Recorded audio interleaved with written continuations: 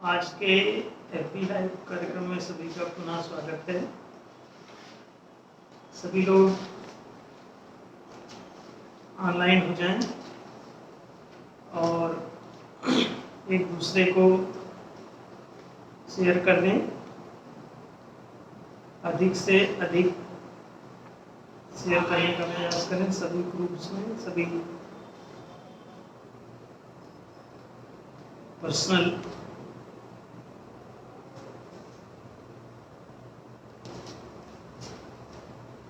Pages पे, files पे। न्याय का प्रचार ही न्याय की प्रतिष्ठा है, इसे समझने जैसा है। न्याय वास्तव में सर्वस्वीकार्य वस्तु है। इसकी जानकारी का होना और ना होना इतनी ही स्थिति होती है। या तो न्याय की जानकारी है अथवा न्याय की जानकारी नहीं है। यदि न्याय की जानकारी है तो न्याय का सिद्धांत, न्याय का व्यवहार मानवता की प्यास है, सबको चाहिए ही चाहिए। इसके बिना मानव का अस्तित्व ही मिट जाता है, वो सब जंगली पशु हो जाते हैं। तो जहाँ जहाँ न्याय नहीं है वहाँ पर मनुष्य में भी पशुता के लक्षण दिखाई देते हैं और उसका सारा व्यवहार जो है पाशविक होता है। उसे पता चले ना चले, लेकिन वो पशु तुल्य ही रहता है। एक दूसरे के हितों को अपने समान प्रतिष्ठित ना करना ही न्याय का अभाव है। जहाँ पर किन्हीं भी दो पक्षों के बीच में समान हितों की सुरक्षा नहीं होती, समान हित उनका प्रतिष्ठित सुरक्षित नहीं रहता, तो उसे कहा जाता है कि वहां पर न्याय नहीं है। तो न्याय बहुत जरूरी है। अब इसलिए न्याय का प्रचार आवश्यक है ताकि न्याय प्रतिष्ठित हो सके, न्याय की जरूरत पूरी हो सके। आज एक प्रश्न बड़ा विशेष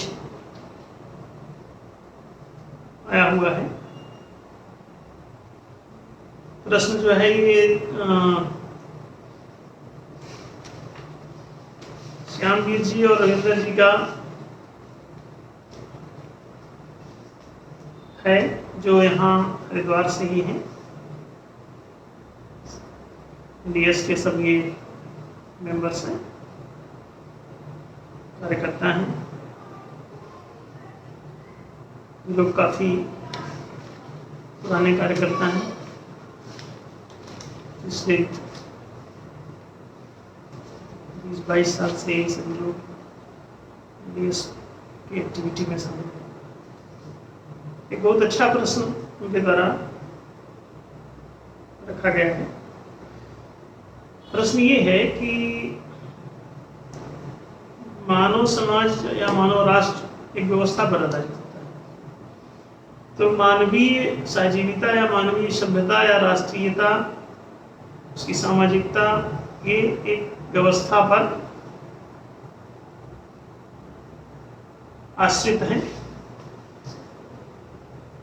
यदि वो व्यवस्था ना हो तो कोई सामाजिकता, कोई राष्ट्रीयता, कोई मानवीय सभ्यता उत्पन्न ही नहीं होती।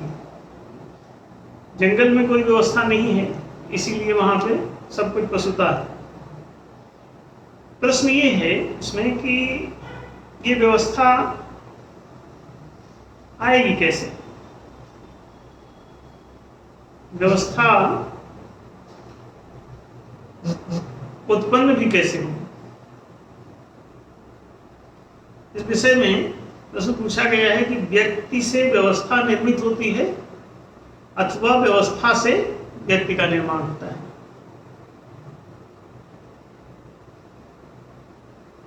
यदि व्यवस्था से व्यक्ति का निर्माण होता है तो व्यक्ति के बिना व्यवस्था कैसे निर्मित होगी? प्रश्न गूढ़ है। और महत्वपूर्ण भी है, इसीलिए प्रायः सभी लोगों के मन में ऐसी बातें आती हैं। यहाँ पर सबसे पहले आपको समझने योग्य ये है कि व्यवस्था जो है वो किसी व्यक्ति पर आधारित नहीं होती। व्यवस्था व्यक्तिवादी नहीं होती। व्यवस्था सत्यवादी होती है। सत्य ब्रह्म है, व्यक्ति नहीं। सत्य परमात्मा है, जीव नहीं। जीव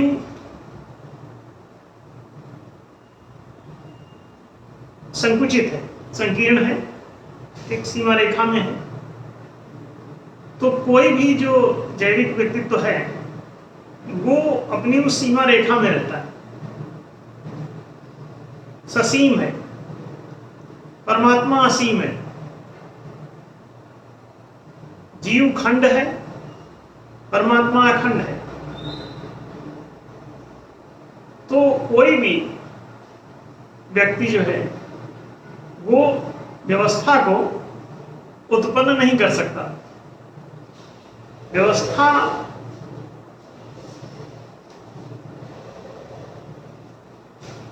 में एक माध्यम की तरह वो काम कर सकता है। जैसे कि एक पेन है, तो पेन लिखने का माध्यम है, इसके द्वारा आप लिख सकते हैं कोई चीज। लेकिन पेन कोई गीत लिख देगा, कोई भी माध्यम किसी गीत को लिख देगा, किसी भी कलम या पेन के द्वारा ही गीत लिखा जाता है, लेकिन द्वारा लिखा जाता है, ये नहीं लिखता। इसके पीछे कोई दूसरी चीज काम कर रही है। तो व्यक्ति इसी तरह से, जैसे पेन लिखने का माध्यम, किसी गीत को लिखने का माध्यम हो सकता है पेन, इसी तरह से व्यवस्था को प्रकाशित करने का माध्यम कोई व्यक्ति भी हो सकता है। बहुत सारे व्यक्ति हो सकते हैं और लाखों और करोड़ों व्यक्ति हो सकते हैं, लेकिन वो माध्यम मात्र होते हैं। अगर उन्होंने माध्यम से ज्यादा इसमें कोई भूमिका निभाई तो व्यवस्था उत्पन्न ही नहीं हो पाती। इसीलिए अभी तक दुनिया में व्यवस्था नहीं आ पाई। ना हिंदू समाज में सामाजिक व्यवस्था है, ना ही इनके राष्ट्र में राष्ट्रीय व्यवस्था है, ना ही ईसाइयों के समाज में व्यवस्था दिखाई दे रही है, और ना ही उनके राष्ट्र में दिख रही है। मुस्लिम कंट्रीज में भी इसी तरह ना उनके समाज में कोई व्यवस्था काम कर रही है, और ना ही, अच्छा जो भी, ऐसा नहीं है कि व्यवस्था नहीं है, समाज वो तो जी ही रहे किसी न किसी व्यवस्था में। लेकिन उस व्यवस्था में जब आपको इतना कष्ट, इतना दुख, इतनी गरीबी, इतनी तकलीफें, इतनी परेशानियां, तो इन्हीं का हल तो व्यवस्था थी, और वही चीज हल नहीं हो रहा है। व्यवस्था का जो उद्देश्य था वो तो पूरा हो ही नहीं है, तो फिर व्यवस्था कहां है? ठीक है, जैसे कि मान लीजिए कि आप कोई गीत लिख रहे हो, गीत ना ही लिखा जा रहा हो। गीत का जो उद्देश्य, आप खाना बना रहे हैं लेकिन पेट किसी का नहीं भर रहा है। खाना बनाने का क्या उद्देश्य है? कि लोगों को भूख मिटाई जा सके उनके द्वारा। और यदि खाना कह रहे हो बन रहा है लेकिन सारे लोग भूखों मर रहे हैं, तो इससे सिद्ध होता है कि खाना बनाने की व्यवस्था ठीक नहीं है। तो व्यवस्था के जो परिणाम आने चाहिए, पूरी दुनिया में गरीबी है, हिंसा है, मार है, काट है, हाँ 5% लोग सुखी हैं। तो व्यवस्था में संतुलन माने न्यायशीलता नहीं है, तो वो मानवीय नहीं है। न्यायशीलता ही मानवीय व्यवस्था का लक्षण है। व्यवस्था यदि सत्यात्मक होगी तो वो न्यायशीलता का लक्षण दिखाई देगा। न्यायशीलता क्या है कि जैसा एक के लिए वैसा उसी के समान दूसरे के लिए। तो जहां पे समाधिकारिता नहीं है, समुचित हिताधिकारों की प्रतिष्ठा नहीं है, चंद लोगों के हाथ में ही सारी व्यवस्था के लाभ हैं और बाकी अधिकांश लोगों के हाथ में उस व्यवस्था के कोई लाभ नहीं है, अधिकांश लोगों के हित उस व्यवस्था के द्वारा सुरक्षित नहीं है, तो जब उस व्यवस्था के द्वारा वो हित सुरक्षित नहीं है तो फिर व्यवस्था कैसी? इसका मतलब व्यवस्था में संतुलन नहीं है, मानवता नहीं है, पशुता है, जंगल जैसा ही चल रहा है कि हर बड़ी मछली छोटी मछली को निगल रही है, उसके हितों को समाप्त कर रही है, उसके जीवन अधिकारों को नष्ट कर रही है। हर बड़ा ताकतवर अपने से कमजोर को डोमिनेट कर रहा है, उसका दमन कर रहा है, उसका दलन दमन उत्पीड़न कर रहा है, उसके हिताधिकारों को नष्ट कर रहा है। तो इससे क्या सिद्ध हुआ? पशुता है। जंगल में ऐसे ही हो रहा कि हर बड़ा ताकतवर अपने से कमजोर को खा जाता है, हर बड़ी मछली छोटी मछली को निगल जाती है, हर सिंह जो है वो हिरण को नष्ट कर रहा है।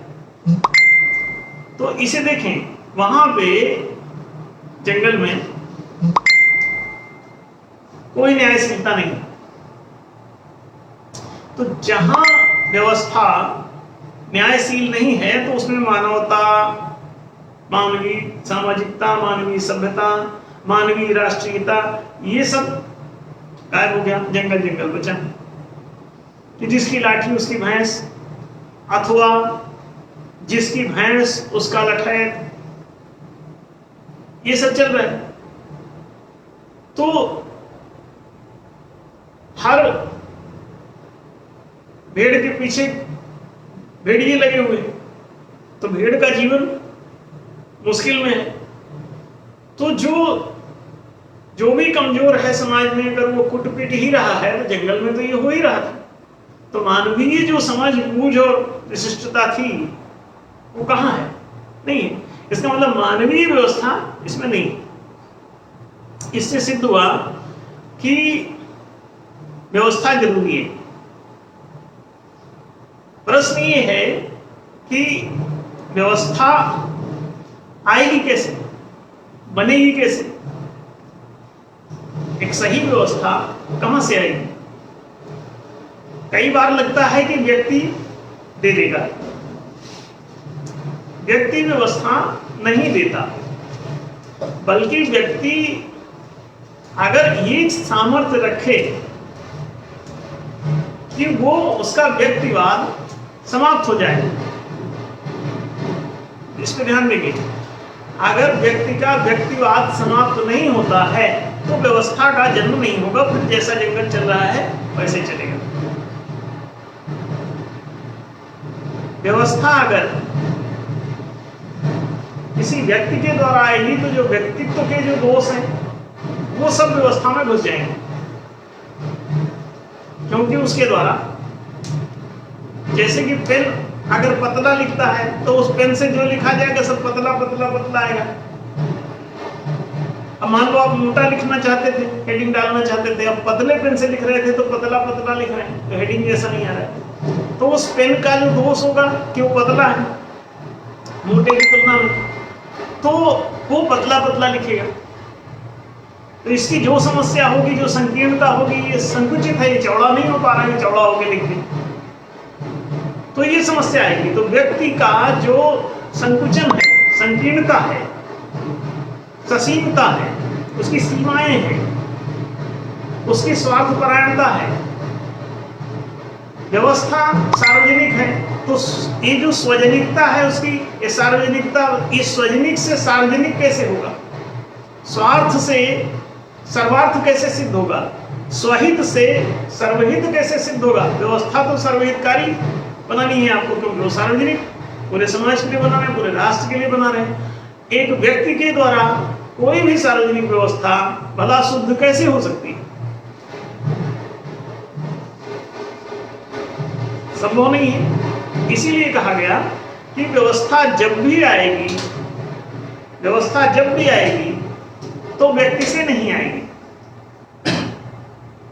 इसीलिए पूरी दुनिया में व्यक्तियों ने भी जो व्यवस्था दी उसको क्या कहा कि ये व्यवस्था आसमानी है। लोगों ने कहा ये किताब आसमानी है, कुरान आसमानी। मुसलमान क्या कहते हैं? कुरान आसमानी है, माने आसमान से ऐसे उतरी है। वेद को भी कहते हैं आसमानी किताब है। हिंदू जो वेद के अनुयायी हैं उनका कहना है कि वेद अपौरुषेय है। पौरुष, पुरुष माने व्यक्ति, अपौरुषेय माने कि व्यक्ति से नहीं। तो ये लोग पीछे खारिज इसको क्यों कर रहे हैं? व्यक्ति को अगर वो नहीं खारिज करेंगे तो विश्वसनीयता नहीं आएगी। लोग समझ जाएंगे कि ये व्यवस्था ठीक नहीं होगी भाई। इसीलिए वे लोग जानबूझ करके बाइबल को भी, वो कहते हैं जीसस के जो वचन है वो जीसस खुद कहते हैं कि मैं अपने से कुछ नहीं कहता, जो मेरा पिता कहता है वो मैं कहता हूं। जो मेरा पिता चाहता है उसकी इच्छा पूरी हो, उसके लिए मैं काम करता हूं। व्यक्ति अपने को हटा के अगर बाहर रख सकता है, व्यक्ति यदि अपने व्यक्तित्व को बाहर कर सकता है, व्यक्तिवाद को यदि बाहर कर सकता है, तब व्यवस्था का जन्म हो जाएगा। अब कितना वो हटा पाया ये एक अलग बात है। हटेगा कैसे? व्यक्ति को ब्रह्म होना पड़ेगा, बीज को वृक्ष होना पड़ेगा, स्वा को सर्व होना पड़ेगा, तो स्व बगल हो गया, स्व बगल हो गया। बीज जब तक बीज रहेगा तब तक वो एक बीज ही है, एक जीव। लेकिन अगर वो वृक्ष हो जाए तो उसमें अनेक बीज आपको दिखाई देंगे, अनेक फल उसमें लटके हुए दिखाई देंगे। तो ये वृक्षत्व में संभावना है, अब बीजत्व में सार्वजनिकता नहीं है। तो जब तक ये बीजत्व है तब तक ये संकुचित है। इसमें एक, जब तक अनेकों के हितों का रक्षक ना बन जाए, अनेकों का जब तक ये प्रतिनिधित्व अपना सिद्ध न कर दे। नेता अभी अपने घर के सामने हैंडपंप लगवा रहा है, नेता अपने घर के सामने ये सड़क बनवा रहा है, नेता अपने मोहल्ले में बिजली लगवा रहा है, नेता अपने, ये समझे क्या हो रहा दुनिया में।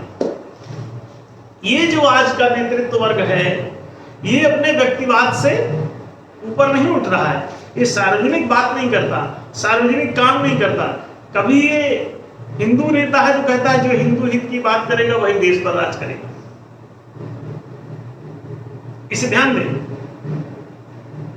मुस्लिम नेता है तो वो मुसलमानों की ही केवल बात कर रहा है, वो सारी समस्या अपने मदरसे को लेकर चर्चा कर रहा है।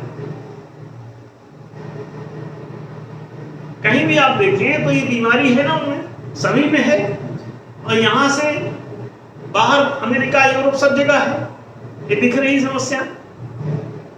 चीन में आप चले जाएं तो वहां मुसलमानों की टोपी और सब उतरवाई जा रही, मस्जिदें ढाई जा रही कई जगहों पर। ये और मुस्लिम कंट्रीज में चर्चें ढाए जा रहे हैं, मंदिर ढाए जा रहे हैं। ये समझ पा रहे हैं ये जो व्यवस्थाएं इनके द्वारा राष्ट्रीय और सामाजिक दी जा रही हैं, दुआ दी गई हैं, वो कितनी संकीर्ण हैं, कितनी संकीर्ण हैं। उनमें क्या सार्वजनिकता के लिए, सर्वात्मकता के लिए, ब्रह्मत्व के लिए, ईश्वरत्व के लिए कोई स्थान है?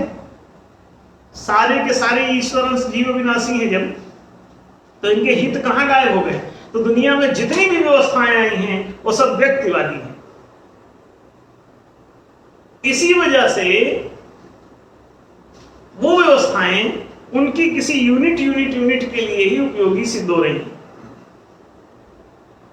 सब अपने अपने, किसी कोई व्यक्ति की इकाई, कोई परिवार की इकाई के लिए संघर्ष कर रहा है, तो कोई अपने किसी समूह विशेष की, कोई अपने संप्रदाय विशेष की, इकाई के लिए ही वो संघर्ष कर रहे होते हैं, क्योंकि उनका ये व्यक्तित्व जो है ससीमता की प्रेरणा देता है। व्यवस्था जब भी इन ससीमताओं से आएगी वो स्वार्थवादी होगी, सर्वहितकारी नहीं होगी, उसमें स्वहितकारिता होगी, सर्वहितकारिता नहीं होगी।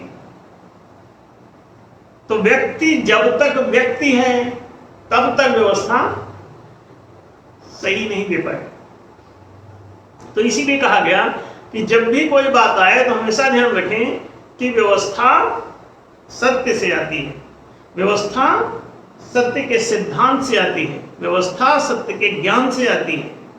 तो ज्ञान विज्ञान से व्यवस्था आनी होगी। विज्ञान का विकास नहीं होता तो क्या H2O का सूत्र आपको मिल पाता? आप कहेंगे कि दिया तो किसी वैज्ञानिक ने।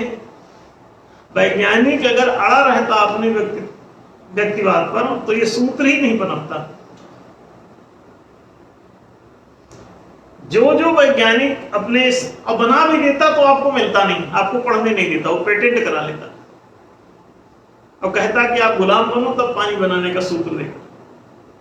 कोई बना भी देगा व्यवस्था, कोई सूत्र सिद्धांत कोई कुछ दे भी देगा तो पेटेंटीकरण कर लेगा। अभी आप देख रहे हैं वैक्सीन किसी कंपनी ने खोज लिया है, वो पेटेंट करा लिया है, 5 रुपए लागत नहीं हो, पता चला 500 रुपए की बिक रही है और कई जगह 50,000 में बिक रही हुई। ऐसा क्यों हो रहा है? पेट्रोल की लागत ईमानदारी से देखा जाए तो 2 रुपए लीटर भी नहीं होगी।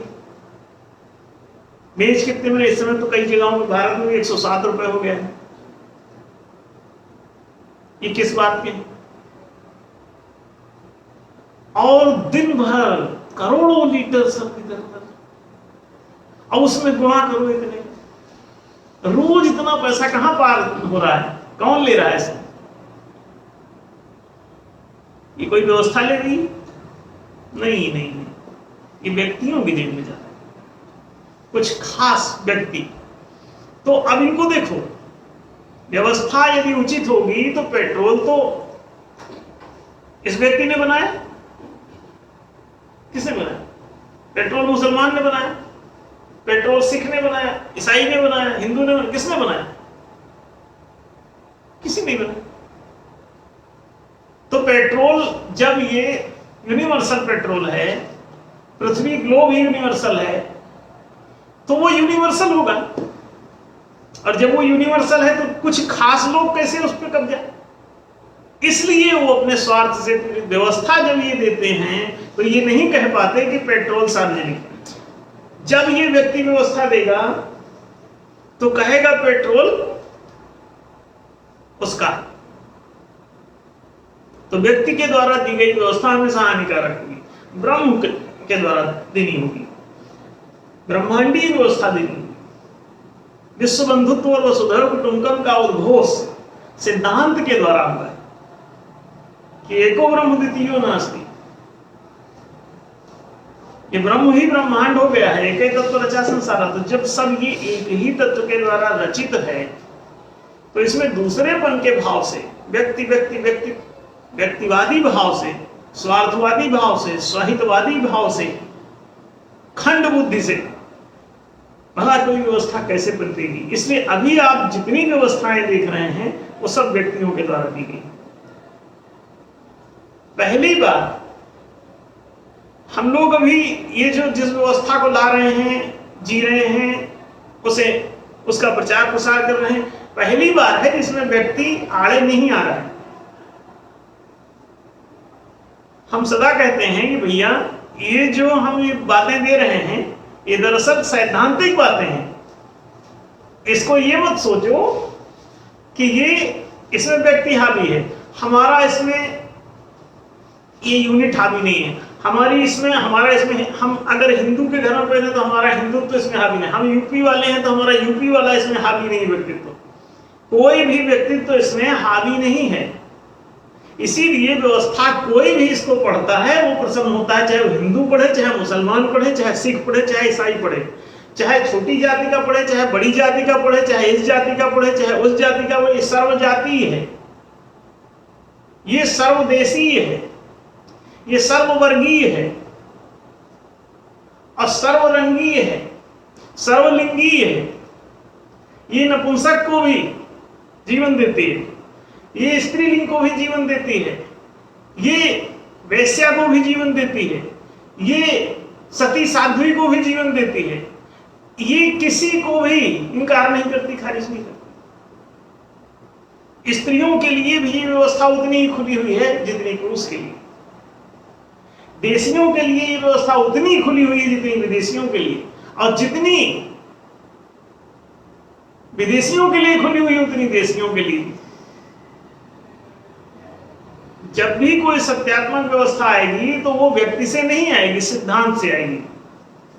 हम लोग जो बातें कर रहे हैं वो बातें सैद्धांतिक हैं, ज्ञान विज्ञान सम्मत है, और वो सिद्धांत भी प्रिस्क्राइब्ड है। जैसे कि H2O, वही व्यक्ति अगर सिद्धांत देगा तो H2O लिख पाना उसको मुश्किल होगा। वो जिससे हो जाता हो पानी का निर्माण वही लिखना पड़ेगा, तो सही सही लिखना पड़ेगा। इसे ध्यान देंगे। अगर आप अपने ढंग से लिख रहे हैं तो आपके देश में मान लीजिए हाइड्रोजन गैस ना होगी तो आप कहेंगे नहीं नहीं तो कार्बन लिखना पड़ेगा इसमें। कार्बन से, अब कार्बन से बनेगा नहीं तो क्या फायदा। आप कार्बन नाइट्रोजन कुछ भी लिख दो, कोई भी गैस लिख दो, तो पानी बनेगा नहीं। हाइड्रोजन 2 हिस्सा ऑक्सीजन 1 हिस्सा चुंबकीय क्षेत्र में मिलाओ तब पानी बनेगा। अगर ऐसे ये जो सूत्र है उसको एज इट इज लिखना पड़ेगा, अपने व्यक्तिवाद को हटा करके, तभी पानी बनेगा। जिन जिन लोगों ने अपने अपने व्यक्तिवाद को हटा लिया है वही कुछ दे पाए हैं। जो व्यक्तिवादी होगा वो अपने फायदे के हिसाब से आपसे बात करेगा, तो आपको कभी कोई उचित चीज नहीं मिलेगी। जैसे अभी हमने कहा कि कोरोना में आप वैक्सीन क्यों लगवा रहे हो।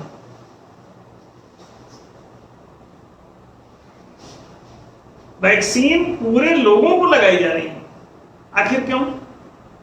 इसके पीछे क्या चक्कर है? वैक्सीन पूरा एक ऐसा मतलब प्लान करते हो जिसमें सबको ठोकेगी वैक्सीन। इतना पैसे का खर्च, भयावह बीमारी 2 4 10 को पकड़ रही है यहां वहां, और वैक्सीन पूरे आप करोड़ों को लगाओगे। हजारों में लोग बीमार होंगे और करोड़ों में आप वैक्सीन लगाएंगे, तो ये कौन सा चिंतन है? आप इसका उपचार क्यों नहीं खोज रहे थे? जितनी शिद्दत से वैक्सीन खोज रहे थे, समझना हम क्या करें, आप इसका उतनी शिद्दत से आप इसका उपचार क्यों नहीं खोज रहे थे? इसकी औषधि क्यों नहीं खोज रहे थे? वैक्सीन क्यों खोज रहे थे? औषधि केवल उसी तक बिक पाएगी, समझना, जो बीमार पड़ेगा। बीमार पड़ने वालों की संख्या कम होगी और फिर औषधि मिल जाएगी तो उस औषधि पी लेगा, बैठा रहेगा, बाजू वाले को भी नहीं हो पाएगा, बड़ी मुश्किल है। तो भैया इलाज मत कराओ, इससे पीड़ित हो जाओ, आजू बाजू फैलाओ, एक डर पैदा करो, डर पैदा करो ताकि उनकी वैक्सीन लग सके सब, और इतना बड़ा मार्केट पैदा होगा इससे। हर आदमी से ऐसे कहा जाता है कि 500-500 रुपए दे दो, तुम न देते, बहुत बदमाश।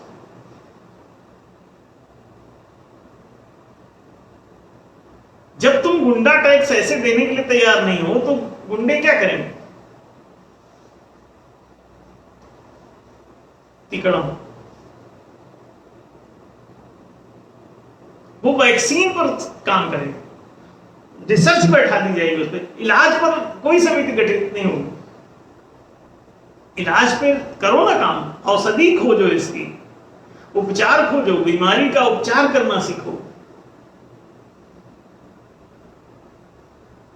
दूसरी बात, बीमारी किन कारणों से होती है? 2-3 कारण है। एक तो आपके डीएनए में उसका सॉफ्टवेयर डला होगा, तो आप एक परमानेंट उपचार क्यों नहीं खोज लेते हो? भैया इसके जीन में, इसके डीएनए में जरा देखो, ये बहुत से उसमें ऐसी फाइलें हैं जो कैंसर के लिए उसका स्वागत करती हैं। अगर मान लीजिए पहले से आपके अंदर कंप्यूटर में आपके प्रोग्रामिंग ना हो तो आप कोई भी ऐप उसमें नहीं डाल पाएंगे। बाद में फाइल डालने के लिए बेसिक प्रोग्रामिंग चाहिए। ये कंप्यूटर का जिनके पास जानकारी है वो समझ जाएंगे इसे। तो पहले से प्रोग्रामिंग उसमें रिक्वायर्ड होती है, उसके बाद आप उसमें ऑपरेटिव दूसरे एप्स उसमें डाल सकते हो, दूसरे सॉफ्टवेयर डाल सकते हो। अगर उसको धारण करने और बचाने वाले अगर पहले से प्रोग्रामिंग ना हो तो ये उसमें अपलोड ही नहीं हो पाए सॉफ्टवेयर कोई। इसे समझ लें। तो बेसिक प्रोग्रामिंग उसमें डली होगी तभी ये दूसरा वाला सॉफ्टवेयर अपलोड हुआ है वायरस का। समझे इसे। अगर वहां पे कंप्यूटर में आपके प्रोग्रामिंग हम डिस्टर्ब कर दें कि आप जो है उसमें ये कोरल ड्रा और पेज मेकर और इस तरह के सॉफ्टवेयर आप उसमें नहीं अपलोड कर पाएंगे, तो आप इसमें सीडी लगाते रहिए, चढ़ाते रहिए, वो ले लेंगे।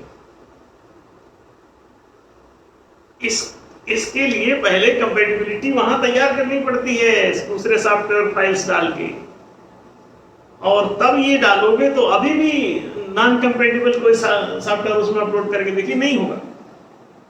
जिसके जिसके लिए प्रोग्रामिंग में जगह दी गई वही वही भर होगा उसमें अपलोड। इसे समझ लें। तो ये जैसे ही आप समझेंगे तो आप उसका उपचार उस पर रिसर्च क्यों नहीं करते? साइंटिस्ट कहां इधर उधर मंडरा रहे हैं। सीधी सी समस्याएं हैं कि आप वहां पे जेनेटिक ट्रीटमेंट कर लो, इस पर रिसर्च करो, टाइम क्यों खराब करो इधर उधर की चीजों। इसके लिए सरकारी रिसर्च इंस्टीट्यूट बनाओ और उसी पर रिसर्च प्रारंभ कराओ ना। तो ऐसा बनाओ कि जो भी वायरस कोई आता है तो वो उसको अपलोड ही ना करे अंदर। तो ये वायरस तुम बनाते छोड़ते रहो, अब ले गई। इसका विज्ञान जब लोग समझ जाएंगे। दूसरी बात, ये फाइल, एक तो वो बेसिक उपचार, दूसरा समझ लें। दूसरा ये है कि जो कोई भी ऐसे बीमारी के सॉफ्टवेयर अंदर चले गए तो अंदर बैठे रहते हैं। टीबी है, कैंसर है, एड्स से दूसरी तमाम कोरोना, डेंगू से, ये आपके अंदर अगर चले जाते हैं तो इनका ये है कि इनका वहां से सॉफ्टवेयर ही डिलीट कर दो, उसको निकाल के बाहर रख दो। एक तो ये अपलोड ना हो, उसका सिस्टम डीएनए में होता है। दूसरा ये है कि आप जेनेटिक साइंस के जरिए इनको ही हटा दो। तो क्या होगा? ये हट जाएंगे तो उसकी बीमारी का प्रभाव समाप्त हो जाएगा। तो ये तो बिना खर्चे के हो जाएंगे, इसलिए इस पे लोग काम नहीं करते, क्योंकि मार्केट नहीं पैदा होगा। तुम जितने अधिक बीमार पड़ोगे, बीमारी के प्रति जितने खुले रहोगे, उतना मार्केट बनेगा। इसीलिए हमने कहा कि डॉक्टरी को जल्दी से जल्दी, मेडिकल फील्ड को आप वाणिज्यिक क्षेत्र से हटा के और वहां ले जाइए सरकारी क्षेत्र में। अगर नहीं ऐसा करते हैं तो आप बहुत बड़ा ब्लंडर कर रहे हैं। वो लोग लगातार आपको, वाणिज्यिक क्षेत्र के लोग अपना मार्केट बनाने के लिए आपको बीमार करते रहेंगे। एक उदाहरण छोटा सा दें। हम जबलपुर में, उस समय जबलपुर यूनिवर्सिटी में पढ़ते थे, वहां पे एक आदमी ने सीट कवर बनाने की दुकान की। तो वो सीट कवर लगाता था मोटरसाइकिलों में। उसने देखा कि ज्यादा चल नहीं रही तो मार्केट कैसे जनरेट करें। उसने 4-5 बच्चे पकड़े, उनको सबको 10-10 रुपए दिया और एक ब्लेड। ये हमने देखी हुई घटना हम आपको बता रहे हैं। उसे हम वहां पढ़ते थे। तो उसने क्या किया, 10-10 रुपए दिए, एक ब्लेड दिया। अब बोला कि आस-पास भैया जहां से निकलते हो हर मोटरसाइकिल पे इधर उधर ऐसे करके चले जाए, 10 रुपए मिलेंगे। अब बस वही अगले दिन से दुकान होगी। अब सीट कवर ही सीट कवर दिन भर बना रहा। अगर आप वाणिज्यिक क्षेत्र में ये मेडिकल जैसा सिस्टम देते हो, don't allow the education in your commercial field, don't allow the medical field, don't allow the security in commercial field, तो एजुकेशन, मेडिकल, सिक्योरिटी, एम्प्लॉयमेंट, कभी भी ध्यान रखो वाणिज्यिक क्षेत्र में रोजगार देने का जो कार्य है ये भी वाणिज्यिक क्षेत्र के आदमी के हाथ में मत देना। जानते हो क्या होने वाला है? 100% गुलामी में कन्वर्ट हो जाओगे, और जो ये दे रहा है वो भी एक दिन गुलाम हो जाएगा, उसके बाल बच्चे भी गुलाम हो जाएंगे, उसे पता नहीं चलेगा। मूर्ख हृदय नचित अपूर्ण ही फलेंगे वेद, काहे यद्यपि जलद बरसई सुधा। ये जो गलती कर रहे हो, पुराने राजा लोग जो गलती की, प्रजा को कमजोर कर दिए, बाहर से आक्रमण हुए चोरों डकैतों के, डाकुओं के, और उन डाकुओं ने राजाओं को कूटा जनता के सामने, मुर्गा बनाया, उनकी आंखें फोड़ दी। बाहर से आए हुए डाकू आपके राजा की आंख फोड़ फोड़ के भाग गए, गुलाम बना के भाग गए उसको, उसका पूरा महल लूट के भाग गए, राज को उस खजाना लूट के उसका भाग गए। क्यों? राजाओं को जन समर्थन ही हासिल न था। जन विरोधी राज्य स्थापित कर दोगे तो जन समर्थन प्राप्त होगा नहीं। आज भी अगर नेताओं को वापस लेने का लोकतांत्रिक व्यवस्था आ जाए, नेता चुनने और नेता हटाने दोनों जो महालोकतंत्र की व्यवस्था में दी, ये जैसे ही आएगा ये सब नेता बाहर कर दिए जाएंगे। क्यों? इनको जनता चुन तो लेती है, लेकिन ये जन विरोधी कार्यों में लिप्त रहते हैं पूरा जीवन। चुने जाने के बाद पद से हटने तक ये पूरा जन विरोधी कार्य करते हैं। क्यों? जनहित के कार्य कर ही नहीं सकते।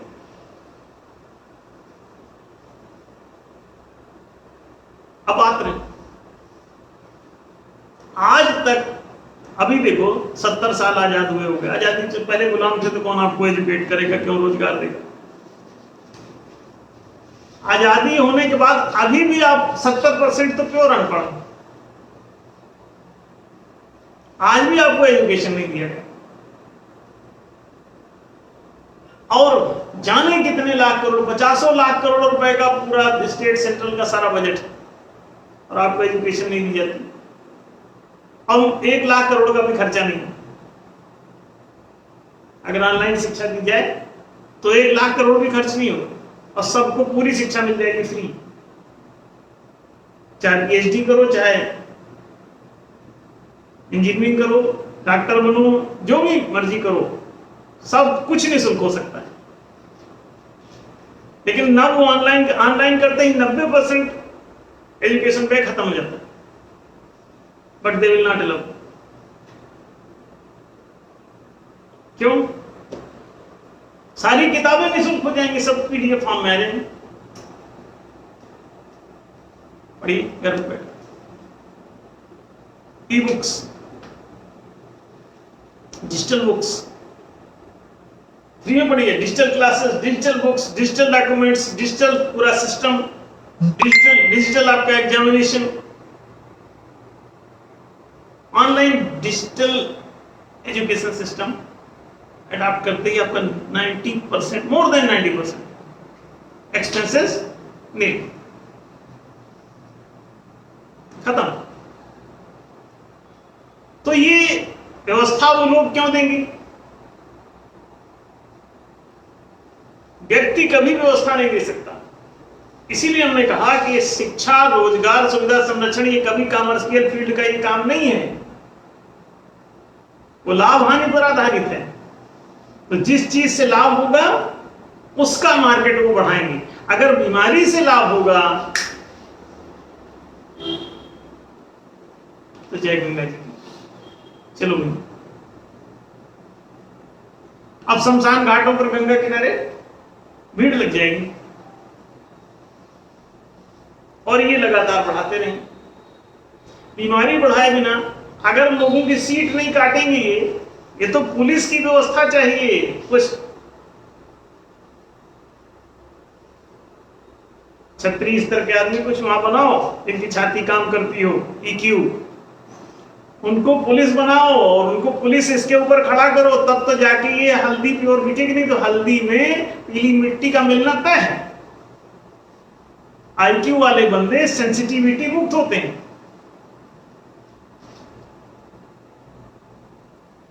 जितने भी आईक्यू वाले आदमी हैं पढ़े लिखे, हर शिक्षित आदमी जो अभी सुसंस्कारित नहीं हुआ, शिक्षा के द्वारा प्राप्त सत्य के ज्ञान से जब सुसंस्करण होगा तब इसका ईक्यू काम करेगा, उसके पहले नहीं।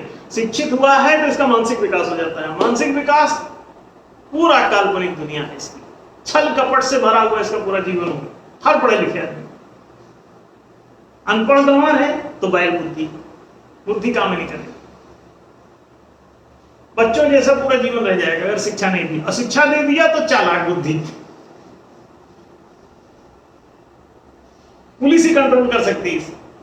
कौन? इमोशनल जो हो। अब पुलिस भी आपने आईक्यू वाला बना दिया, दोनों आपस में साठगांठ करके माल पार करते रहे। पुलिस जानकारी में चोरी कराती रहेगी, कमीशन लेगी चोरों से। आप रिपोर्ट करने जाएंगे तो डंडे आप पे बजाएंगे। आईक्यू वाली पुलिस। संवेदनशील प्रशासन चाहिए, संवेदनशील पुलिस चाहिए, संवेदनशील राज्य चाहिए और विवेकशील नेतृत्व चाहिए। विवेकशील क्या है? विवेक आपको व्यक्तिवाद से बाहर कर देता है। अब ये व्यक्तिवाद से छुटकारा कैसे होगा? बीज को वृक्ष बनाना पड़ेगा, जीव को ब्रह्म बनाना पड़ेगा। इसीलिए व्यवस्था कहा गया कि व्यवस्था ब्रह्म ही देगा भैया, व्यक्ति नहीं। जब तक ये व्यक्ति है तब तक इससे मत विश्वास करो इस पर। जब तक इसमें ब्रह्मत्व ना जाग जाए, जब तक इसमें ब्राह्मणत्व ना जागे। अब आजकल फर्जी पैदाइशी आप ब्राह्मण होने लगे। ब्रह्म कुछ है नहीं, जीव ही हो और ब्राह्मण ब्राह्मण चिल्ला रहे हो अपने आप को। ब्रह्मत्व के बिना ब्राह्मणत्व कैसा? व्यवस्था ब्रह्म से है। इसीलिए बाद में इस व्यवस्था और व्यवस्था शाश्वत और सनातन होती है। इस व्यवस्था को संचालन करने के लिए मात्र कुछ नेता बनाए जाते हैं, नियुक्त कर दिए जाते हैं। तुम व्यवस्था मत बनाना, व्यवस्था जो दी गई है इसी के आधार पर नेतृत्व करो। देखो, व्यवस्था शाश्वत और सनातन है। व्यवस्था को भ्रंश मत करने। कुछ जब व्यक्ति उस व्यवस्था को पकड़ के वर्ण व्यवस्था को जाति व्यवस्था में, आश्रम व्यवस्था को विश्राम व्यवस्था में कन्वर्ट कर दें तो इसे फिर ठीक कर दिया जाता है सिद्धांत के द्वारा। फिर कहा जाता है देखो सैद्धांतिक रूप से इसे ठीक कर दिया। अब जो है, अब तुम भी समझ लो बुद्धिमानों, तुम भी समझ जाओगे कि ये सैद्धांतिक हो गई है और समझ जाओगे तो उसके अनुकूल ही नेतृत्व अब करो, उसी के अनुकूल प्रशासन चलाओ। अब तुम व्यवस्था का खांचा इधर उधर मत करो। उसमें स्थायी चीजें सब शाश्वत और सनातन होती हैं, उसमें कुछ बनाना बिगाड़ना नहीं होता। 25 साल तक सबको पहले विद्यार्थी जीवन होगा, उसे ब्रह्मचर्य आश्रम कहते हैं। आप पूरा पढ़ाइए सबको। व्यक्ति की क्या जरूरत है कि बार बार अब क्या व्यक्ति दूसरा आएगा कहेगा नहीं 25 नहीं 19 साल पढ़ाएंगे। क्यों 19 भाई? जीवन 4 आयामी है, सतायु मानव जीवन है। इसे 4 भाग में बांटो तो 4 पन इसके गुजरते हैं। पहला बचपना, दूसरा यौवन, तीसरा वरिष्ठता, चौथा वृद्धता। ये अलग अलग आयामों में सक्रियता है 25-25%। 4 डायमेंशनल है ये जगह। 3 इसके विस्तार है, आदि मध्य अंत, और चौथा समेकित रूप से बैठा रहता है यूनिट के रूप में। जब इसे समझ जाओगे तो व्यवस्था सुंदर रूप से अपने आप उत्पन्न कर लोगे। व्यवस्था उत्पन्न ही है, तुम ही भ्रमित रहते हो। व्यवस्था शाश्वत और सनातन है। ये पूर्व पश्चिम उत्तर दक्षिण की व्यवस्था तुमको देनी नहीं, पहले से पूर्व पश्चिम उत्तर दक्षिण सब बना हुआ है। तुम बुद्धू होने के कारण कुछ और भी जोड़ने लगते हो। अनुज अनुज व्याख्याएं करने लगते हो। तो इसी के लिए कहा गया कि जिसका ये जीव भाव निवृत्त हो गया हो, ब्रह्म भाव आ गया हो, उसी को ये बनी बनाई व्यवस्था को इसी को चलाने दो। जैसे जैसे आप लोग समझेंगे तो पता चलेगा व्यवस्था सत्य से आती है, ब्रह्म से आती है, ईश्वर से आती है, आसमान से टपकती है। भले ही तुम्हारे, अब जैसे कि पेन से टपका नहीं, हाँ? तो पेन से नहीं, ये आदमी कोई आसमान की भूमिका निभा रहा है, इसके माध्यम से इसे लिख दिया ऐसे। उसी तरह आदमी वहां पेन की भूमिका में है और व्यवस्था ब्राह्मी होती है, आसमान से टपकती है। इसीलिए लोग कहते हैं आसमानी, ऊपर देखते हैं आसमान से उतरा है, इसका तो अल्लाह। आसमान माने सर्वव्यापी, ये सर्वत्व से आई है, ये सिद्धांत से आई है, चार आयामी सिद्धांत से आई है। चतुष्पाद सकलो धर्मा, धर्म व्यवस्था पूरी चतुश्चरणीय है, इसीलिए अब उसमें तुम हेरा फेरी ना करो।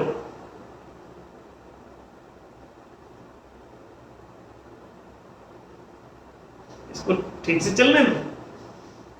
25 साल शिक्षा हटाने के लिए तुम तिकड़म लगा रहे हो। व्यक्ति जब भी काम करता है तो व्यवस्था को नष्ट करने का काम करता है। व्यक्ति एक ही चीज करता है, व्यवस्था को नष्ट करना।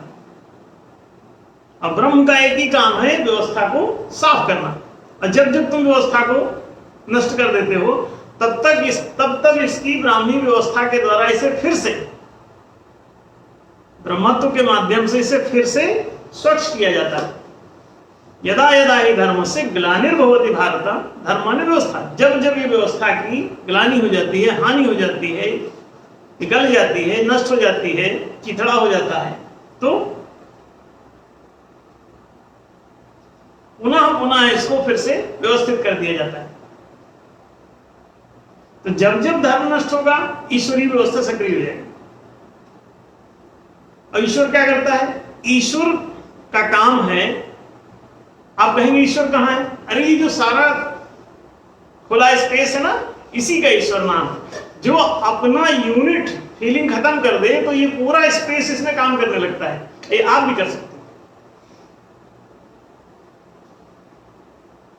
आप लोग अपना रूपेश तत्व से छुटकारा ले लो। ये मैं 5 फुट 12 इंच का हूं, 6 फुट 2 इंच का हूं, इससे छूट जाओ। इसका आकार, इसका नाम, इसका रूपाकार, हाँ? अब इसकी अपनी गुणवत्ताएं, इच्छाएं, तो निजी इच्छा, निजी गुण, निजी निजी निजी निजी जितना है यही सब आपका व्यक्ति है। तो इन निजता से छूट जाओ। देखो फिर आप अपना घर में ही झाड़ू लगाएंगे?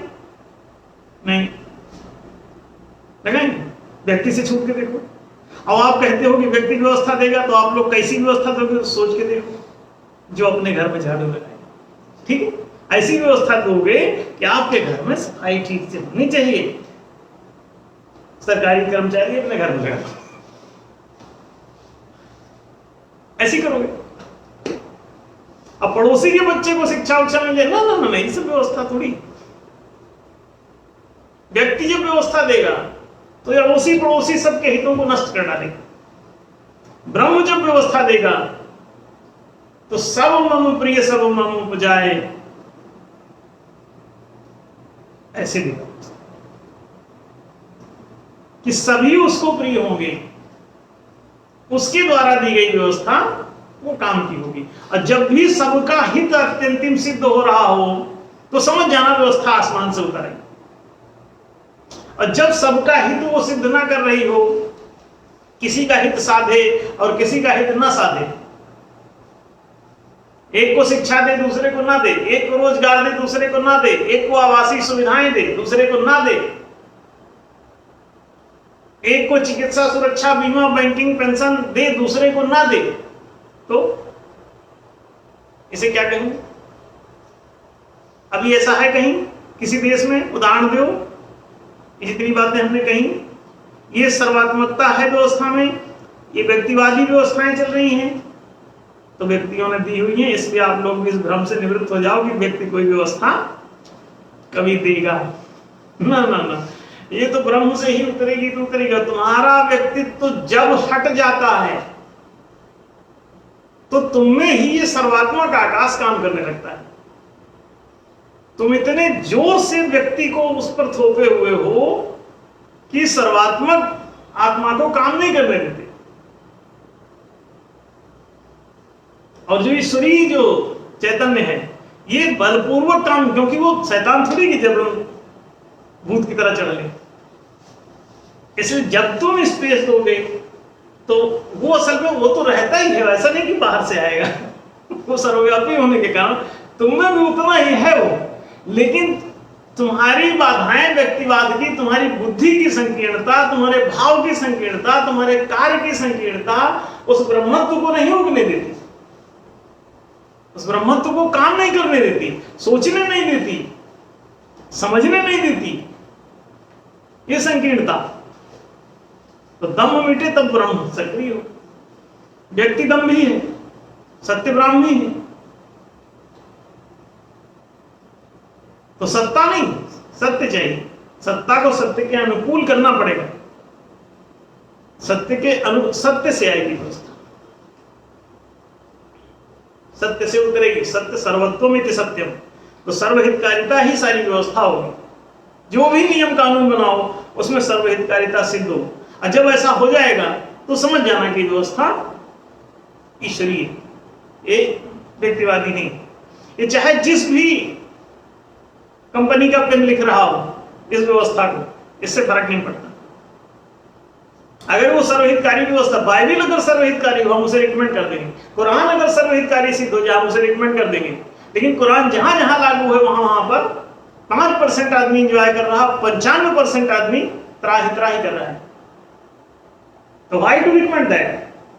जहां जहां तुम्हारी मनुस्मृति, व्यास स्मृति, फला स्मृति, ढेका स्मृति, पाराशर स्मृति, जाने कौन कौन से 59 स्मृतियां तुम्हारी, जहां जहां भी लागू में जो अडॉप्ट किए हैं, 5% आदमी एंजॉय कर रहा, 95% आदमी दर की ठोकरें खा रहे हैं। एवरीवेयर तुम्हारी बाइबल ने ही किया, तुम्हारे कुरान ने ही किया, तुम्हारे पुराण ने ही किया, तुम्हारे स्मृतियों ने, स्मृतियां तुम्हारे मौलिक व्यवस्था के विरुद्ध, और तुमने क्या नरक मचवा दिया। व्यक्तियों ने अपनी अपनी मर्जी से इन सारे ग्रंथों में जो जो बातें अपने ईश्वर को नहीं आने दिया, जहां जहां वहां वहां ये बाधित हो गई, सर्वात्मकता वहां वहां से कट गई। ईश्वर सर्वव्यापी है, ब्रह्म सर्वव्यापी है, दम्भ संकुचित है, ब्रह्म व्यापक है। व्यवस्था जब भी आएगी ब्रह्म से आएगी, व्यवस्था जब भी आएगी सत्य से आएगी, व्यवस्था जब भी आएगी सर्वात्मकता से आएगी, सर्वहितकारिता से आएगी। सर्वहितकारिता ही उस व्यवस्था की सर्वात्मकता का प्रमाण सिद्ध होगा, दूसरा और कोई उपाय नहीं। तो जो कोई भी व्यवस्था, कोई भी नियम, कोई भी नीति, कोई भी कोर्ट का निर्णय अगर सर्वहितकारिता को प्रमाणित करता हो, निष्पक्षता को प्रमाणित करता हो, समझ जाना कि ईश्वर का निर्णय है। वहां न्यायाधीश व्यक्ति नहीं बैठा, ईश्वर बैठा, इसीलिए पंच परमेश्वर कहा गया। पंचायत ही न्यायालय कहलाती थी, 5 लोग बैठ गए, आजकल व्यक्ति एक बैठा दिया। 5 लोग बैठे तो आपस में डिस्कस तो करें, एक ही बैठा है वो जो भी कुछ भी कर दिया। व्यवस्था जब भी, तो व्यवस्था तो शाश्वत तो सनातन है। हमने तो उसको सिर्फ, जो आपने कचरा फेंक दिया था हमने उसमें झाड़ू मार दिया। दर्शन शाश्वत तो सनातन है, हम उसमें झाड़ू मार रहे हैं जो तुमने कचरा फेंक दिया था उसको। परमात्मा के घर में, इसका घर सर्वात्मक था, तुमने इसको कचरे से ढक दिया तो इसकी सर्वात्मकता, इसकी ज्योति बाहर जाना बंद हो गई, तो सब अंधेरे में भटक गए। अब हम फिर से इस सूर्य को सर्वव्यापी बना रहे, इस पे काले बादल ढक दिए थे, उन बादलों को हम फूंक फांक के, झाड़ झूड़ के हटा रहे हैं, ताकि ये सही शुद्ध व्यवस्था, सर्वहितकारी व्यवस्था, सर्वात्मक व्यवस्था, सत्यात्मक व्यवस्था, सैद्धांतिक व्यवस्था, ज्ञान विज्ञान सम्मत व्यवस्था, सबके आंसू पोंछ देने वाली व्यवस्था उत्पन्न हो सके। वही ओरिजिनल व्यवस्था होगी। तो व्यक्ति पर नहीं ब्रह्म पर आधारित होगी, व्यक्ति पर नहीं सत्य पर आधारित होगी, सत्ता पर नहीं सत्य पर आधारित होगी, किसी की शक्ति पर नहीं, पूर्ण विशुद्ध सत्य पर आधारित होगी। तो इसमें व्यक्ति की भूमिका सिर्फ एक माध्यम की हो सकती है, और माध्यम भी वो तब बन पाएगा जब उसके अनुकूल हो, वो जो लिखे उसे लिखने दे, ईश्वर जो लिखे उसे लिखने दे। ईश्वर को डांट डांट के लिखाना पड़ेगा, ऐ मोहम्मद ऐसा तुम लिखो। अब मतलब मोहम्मद कुछ बाधा दे रहा लगता है।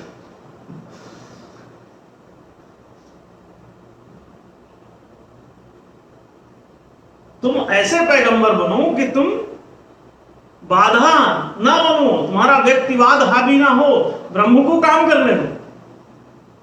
अपने व्यक्तिगत अहंकारों को गला दो। इतना अहंकार सिर्फ इतना करता है कि सर्वहितकारिता को नष्ट करता है, और कोई अहंकार नहीं। तुम कितने ऐठ के बात करते हो, तुम दिन भर ऐठो, लेकिन सर्वहितकारिता को प्रतिष्ठित रखो। तुमसे ज्यादा विनम्र इस दुनिया में कोई नहीं। तुम दिन भर ऐठे ऐठे घूमो।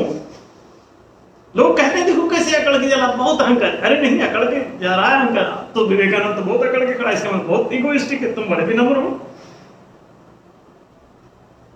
हर धूर्त बड़ा विनम्र है, हर नेता ऐसे मिलता है कि पूछो मत। और कहां विवेकानंद हो, कहां गंगू तेली। नहीं, तो विनम्रता तो पाखंडी भी कर सकता है। सत्यनिष्ठ व्यक्ति तो सही सही बातें ही करता और अपने को हटा देता है, ईश्वर को ही बोलने देता है, सर्वहितकारी को बोलने देता है। अपनी बाधाएं, अपनी आदतें, अपनी क्रियाएं, अपने विचार, अपने भाव ये दरकिनार करके ब्रह्मत्व को उतरने देता है। खुद इतना बढ़िया, जैसे पेन बाधा करे कि नहीं भैया आप तो लिखने वाला, इसमें गीत लिखना चाहता है, वो कहते हैं हम तो गद्य लिखेंगे। अरे तो फिर फायदा नहीं है, तुम पेन बेकार हो। तुम पेन की भूमिका में हो, मान लो एक व्यक्ति हो पेन की माती, और ईश्वर कुछ लिखना चाहता है। अब तुम कहते हो नहीं, तुम तो जो लिखोगे जो हिंदू हित की बात करेगा, तो इसका मतलब तुम तो ईश्वर हटो, उसके हाथ की कलम नहीं होती। यदि तुम बाधा को, व्यक्तिवाद तुम्हारा जब भी है तो व्यक्ति से नहीं आएंगे। ये बात समझ गए हो? व्यक्ति से नहीं आएंगे। व्यवस्था शाश्वत तो सनातन है, पहले भी थी, अभी भी है, आगे भी रहेगी। तुम इसमें कचरा जो फैला देते हो, वो जरूर परमात्मा को इसमें थोड़ा झाड़ू मारना पड़ता है, किसी न किसी के हाथ से मरवा देते, इसको साफ कर दो। अलग से थोड़ी ना कोई व्यवस्था दी जा रही। हम कोई अलग से आपको ना दर्शन दे रहे हैं, ना अलग से कोई व्यवस्था दे रहे हैं, ना अलग से कोई सिद्धांत दे रहे हैं, ना वही सत्य प्रेम में शाश्वत सनातन। चतुष्पाद सकलो धर्म सत्यम चौकते, वो शाश्वत सनातन धर्म। इसी को तुम हटा के हिंदू धर्म लाए, इसी को हटा के तुम मुस्लिम धर्म लाए, इसको हटा के ईसाई लाए, इसको हटा के बौद्ध हो गए, इसको हटा के जैन हो गए, सिख हो गए, कहीं दयानंदी हो गए, कहीं विवेकानंदी हो गए। ये तुम्हारा व्यक्तित्व हावी होता रहा, ब्रह्मत्व को तुमने उगने नहीं दिया, चलने नहीं दिया, अपने अपने मर्जी का सब व्याख्याएं करते चले गए और शाश्वत सनातन व्यवस्था को दरकिनार करते रहे। शुद्ध रूप में इसे आने दो, देखो ये अपने आप ही ये सर्व स्वीकार हो जाएगी। स्वीकार कौन कौन करेगा? जो अभी पीड़ित पक्षकार है, जो ऐसा मेढक भी जो अभी केचुआ खा रहा है, वो कहेगा नहीं शिकार की व्यवस्था होनी चाहिए, शिकार तो करना पड़ेगा। फिर अब जब इस व्यवस्था को मान लेता है तो जब सांप आता है मेढक को खदेड़ता है खाने के लिए, तो जरूर कहते हैं कि नहीं शिकार ठीक नहीं है व्यवस्था। तब तक ये उस व्यवस्था को जस्टिफाई ठहराता है जब तक यही मजबूत है और दूसरे कमजोरों की ऐसी तैसी कर रहा है, तब तक कहता है व्यवस्था बहुत अच्छी है। लेकिन जब इसको कोई शेर का सवा शेर आ जाता है तो ये भागा भागा फिरता है, तो कहता है नहीं शिकार की व्यवस्था ठीक नहीं है। तो ये कड़वे अनुभव के बाद ऐसी बात कहता है। तो अभी तो जो बदमाश वर्ग है वो जब भी शुद्ध व्यवस्था लाओगे कि सबको शिक्षा मिलनी चाहिए, वो कहेंगे शिक्षा कैसे दे दोगे सबको शिक्षा, सबको रोजगार, ऐसा थोड़ी है। फिर हमारे घर में बोले नौकर कौन बनेगा? नौकर क्या जरूरत है, अपना अपना काम करो। नहीं तो उसको, वो भी आदमी है, उसको नौकर की जरूरत, चलो तुम उसके यहाँ काम करके दिखाओ। दूसरे को पागल बना रहे, कोई मेढक बन रहे, केचुआ खाओ, और फिर सांप उसका केचुए का बड़ा भाई आएगा तब तो भागे भागे फिरोगे, कहोगे व्यवस्था ठीक नहीं, अशांति फैला है। तो आप समझ लें, व्यक्ति नहीं ब्रह्म आधारित, शक्ति नहीं सत्य आधारित, यूनिट नहीं यूनाइटेड आधारित, स्व नहीं सर्व आधारित व्यवस्था होगी। व्यक्ति सब स्व स्व स्व स्व होते हैं, तो सर्वात्मक व्यवस्था वो नहीं दे पाते। तो एक हमेशा सैद्धांतिकता, सर्वहितकारी व्यवस्था कोई भी दे रहा हो, वो सब समझ लो व्यक्ति नहीं है, वो उनमें कहीं ना कहीं ब्रह्म काम कर रहा है। सर्वात्मक बात कहो, एक का भी हित हानि न पहुंचती हो तुम्हारे वचनों से, तुम्हारे प्रवचनों से, तुम्हारे बातों से, तुम्हारे लेखों से, तुम्हारे सिद्धांतों से, किसी एक भी व्यक्ति को तुम्हारी न पहुंचा पाते हो। गांधी जी ने कहा कि कोई भी नियम नीति निर्णय देने से पहले तुम ये देखो कि जो समाज का अंतिम आदमी है उसके हित सुरक्षित है कि नहीं। तो कुंजी, गांधी जी कुंजी सब पाठ्य पुस्तकों में पढ़ाई जाती थी, आप सबने पढ़ा हो सकता। अत्यंतिम व्यक्ति का हित का क्या हुआ, उसके हित सुरक्षित हैं अथवा नहीं। किसी भी कमजोर से कमजोर के हित यदि किसी भी मजबूत से मजबूत के हित के समान ही सुरक्षित हैं, तो ये निश्चित रूप से ये ब्रह्म के द्वारा दी गई व्यवस्था होगी, इसमें व्यक्ति की कोई भूमिका नहीं है। तो आशा है आप सब समझ गए होंगे इस व्यक्ति और व्यवस्था के रहस्य को, कौन देता है कौन। हाँ, व्यक्ति जरूर, व्यक्ति जब पैदा होता है तो वो तो कुछ समझता ही नहीं, तो व्यवस्था कहां से दे देगा। तो उसको तो पहले व्यवस्था के सांचे की जरूरत है खुद, तो व्यवस्था के सांचे में इसी को ढलना पड़ेगा। व्यवस्था शाश्वत सनातन है, अब व्यवस्था बनी बनाई है, इस व्यक्ति को अब व्यवस्था देने की भी क्या जरूरत है। शाश्वत व्यवस्था बिगाड़ लेते हो बीच बीच में, तो उस गड़बड़ी को ही हटा दिया जाता है, बाकी व्यवस्था स्थायी रहती है। व्यवस्था को वर्णाश्रम व्यवस्था के नाम से सामाजिक व्यवस्था को चिर पुरातन काल से दिया गया, उसमें सब सुरक्षित है। 25 साल तक सबका विद्यार्थी जीवन, उसके बाद गृहस्थाश्रम में सबका रोजगार का जीवन है, जीविका का, सबको शिक्षा, सबको रोजगार सुनिश्चित सबको मिलता रहे, इसके लिए पूरी व्यवस्था दी गई, ज्ञान का और कर्म का। ज्ञान का आश्रम ब्रह्मचर्याश्रम और कर्म का आश्रम गृहस्थाश्रम। तो इस व्यवस्था के सांचे में जो ढला वो मस्त है। वानप्रस्थाश्रम इसी व्यवस्था को बनाए रखने के लिए उपनेतृत्व देता है। संन्यास आश्रम परिव्याजक बनाया गया, इसके प्रचार प्रसार की व्यवस्था दी गई। सन्यासी इसका प्रचार प्रसार करता रहेगा, इसी व्यवस्था का, इसी दर्शन का, इसी सिद्धांत का। तो देखो, इस व्यवस्था को जैसे इंप्लीमेंट करोगे, इसमें हिंदू, मुस्लिम, सिख, ईसाई, जैन, बौद्ध, पारसी भाई सब एक दिन इसको स्वीकार करेंगे। कौन स्वीकार करेंगे? उनके 5% ऊपर के बदमाशों को छोड़ के। तो ऊपर के मेढकों, सांपों, सिंहों, भेड़ियों को छोड़ करके 95% आदमी हर धर्म का इस व्यवस्था को स्वीकार करेगा। उसकी नीड है, उसका अत्यंतिम हित सिद्ध हो रहा है, इसलिए वो स्वीकार किए बिना रह ही नहीं सकता। सीधी सी बात है, जब भी सत्यात्मक व्यवस्था आएगी सर्वहितकारी होगी, और सर्वहितकारिता ब्रह्मत्व से ही उतरेगी, व्यक्ति इसे नहीं दे पाएगा। ठीक है ना? और व्यक्ति को ब्रह्मत्व तक पहुंचाने में जरूर ये भूमिका पूरी निभाती है। अपने आप उस सांचे में ढल के बड़ा होके व्यक्ति ब्रह्मत्व तक जाता है, और ऐसी विनम्रता को प्राप्त हो जाता है जहां इसे सर्व स्वीकार करते हैं। ये निष्पक्ष न्यायकारी हो जाता है। विकसित चारों पंखुड़ियां खुल जाए, EQ, IQ, EQ, SQ, शारीरिक, मानसिक, भावनात्मक चेतना, तो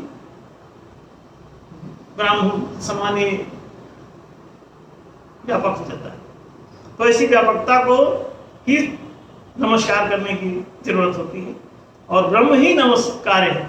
दूसरे को और किसी बात का नमस्कार करने से कोई लाभ भी नहीं होगा। अगर सत्य स्वीकार नहीं तो अन्य सब नमस्कार तुम्हारे व्यर्थ ही जाएंगे। अन्य नमस्कार तो सिर्फ एक आपके अच्छे व्यवहार के लिए ही। तो हमारे ख्याल से बात स्पष्ट हुई होगी, आज का समय भी हो गया, तो ये बात नहीं समाप्त करें। अगले कार्यक्रम में अगले रविवार को पुनः हम लोग उपस्थित होंगे। तब तक के लिए